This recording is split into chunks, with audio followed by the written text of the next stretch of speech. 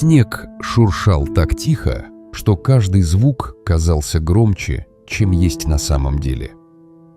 Ночь была прозрачной и холодной, луна заливала крону елей серебром, и лишь редкий автомобильный поток где-то далеко нарушал этот деревянный старинный покой. Матвей Кузьмин-Соколов сидел у окошка и думал о том, что жизнь идет своим чередом. Зимняя рыбалка, дрова, баня по воскресеньям и праздники, которые каждый год повторяются с одинаковой набившейся привычкой. Он слушал, как где-то внизу скрипит снег. Сначала подумал, что просто ветер разговаривает со старыми досками крыльца. Но звук стал другим, тихим, ступенчатым, похожим на чье-то осторожное дыхание. Матвей подошел к двери, взял в руку двустволку на всякий случай и открыл. На пороге сидел тигр. Это не был шикарный зверь из зоопарка. Это был трупно-тощий, побитый жизнью тигр. Рыжая шерсть, затянувшаяся льдом и пушистая от мерзлого пара, смотрела на него глазами, в которых читалась изнеможенность и какая-то почти детская мольба. Где-то в боку у него торчал осколок, в лапе виднелась старая, плохо затянувшаяся рана. Матвей опешил, но выстрелить не смог. Что бы ни говорило здравомыслие, а сердце требовало другого – помочь. Тигр подал жалобный стон и как будто с последней каплей доверия уставился на Матвея так, как не глядел ни на кого. Он бросил тигру на крыльцо кусок оленины, что был в запасах, и зверь, не дожидаясь, жадно вцепился зубами. Когда все съел, вернулся на свое место и улегся, не убегая. Матвей снял тулуп со стула и, вспомнив детские истории о том, как теплые вещи спасают от холода, накрыл тигра. Новость разлетелась по деревне прежде, чем успел остыть печной воздух. Тигр у Соколова на крыльце.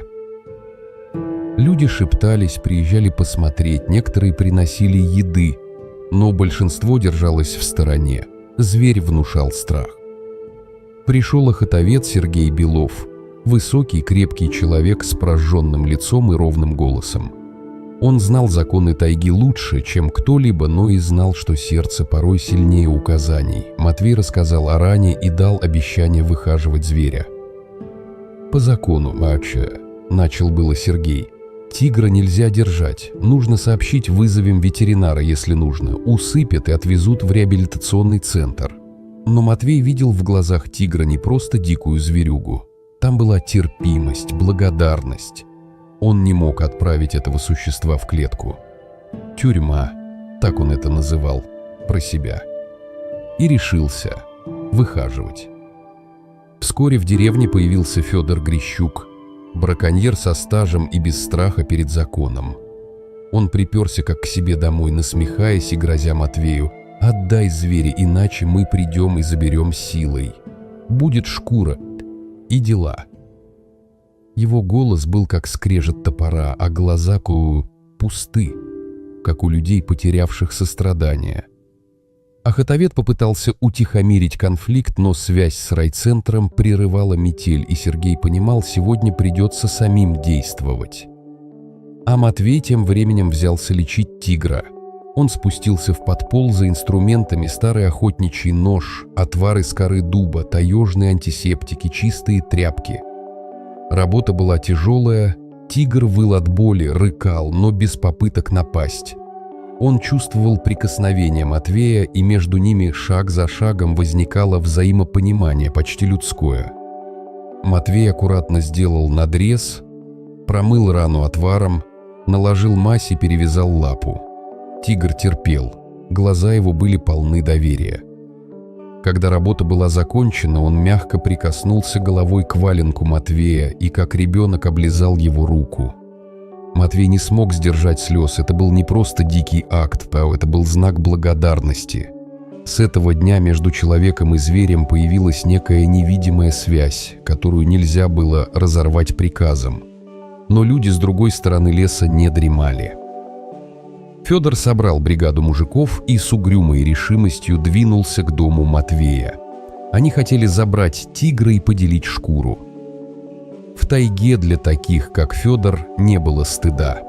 Их уверенность подпитывалась безнаказанностью.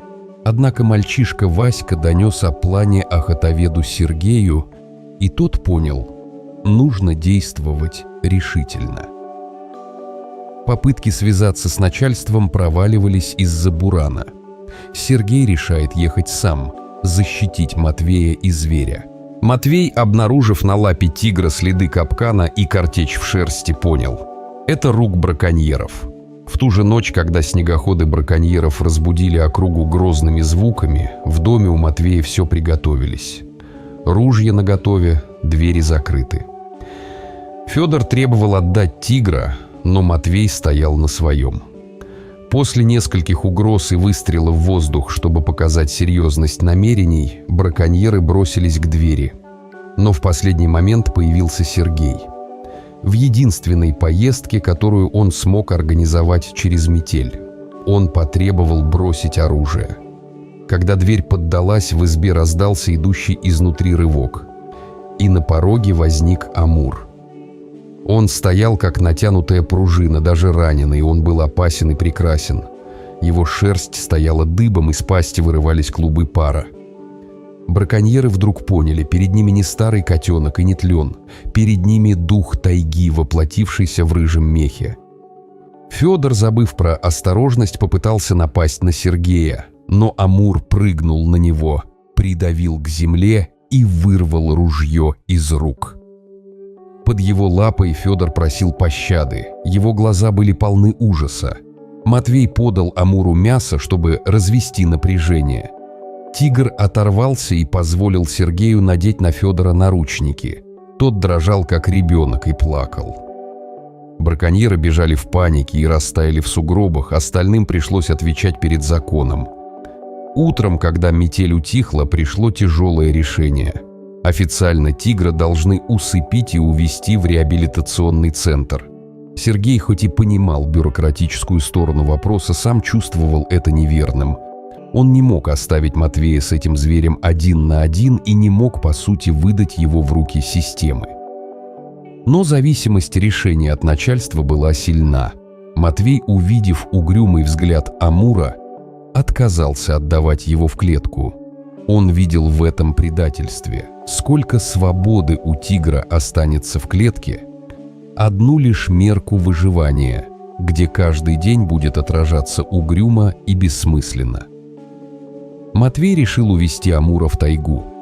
Ночью он аккуратно помог тигру выбраться из подполья. Тигр, хоть и был тяжел от ран, доверился. Они положили его на старые сани, укрыли теплыми тулупами и вдвоем отправились в путь. Сани скрипели, снег под ними хрустел, и ветер бил в лицо. Снег забирался под воротник, и путь был полон испытаний. Сергей наблюдал за удаляющейся парой издалека, его сердце разрывалось между законом и состраданием. В итоге он отдал отчет в райцентр. Тигр скрыт и не стал преследовать. Путь через тайгу был мучительным. Матвей тянул сани, постоянно поправляя Амура, который тяжело дышал и стонал. Путь казался бесконечным.